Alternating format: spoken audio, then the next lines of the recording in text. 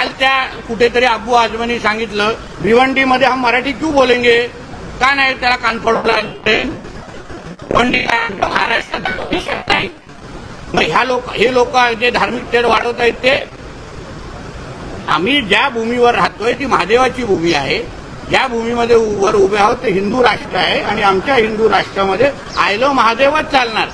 बाकी सगळ्यांनी स्टिकर खिशात टाकेवायला आणि देऊन जावं करायला। मोहम्मद झालं म्हणून त्याला उत्तर आय लव्ह महादेव, त्याच्यामुळे सामाजिक हा खरं काही लोकांना आठवण करून द्यायला लागतं हे त्यांचा आपला पाकिस्तान नाही आहे, हा आमचा हिंदुस्तान आहे, हिंदुस्तान।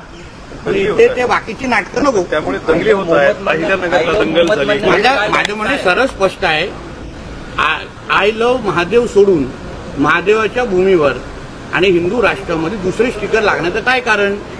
आम्ही कुठल्या इस्लामिक देशात आहोत का जिथे आम्ही हे बाकीची नाटकं सहन करावी?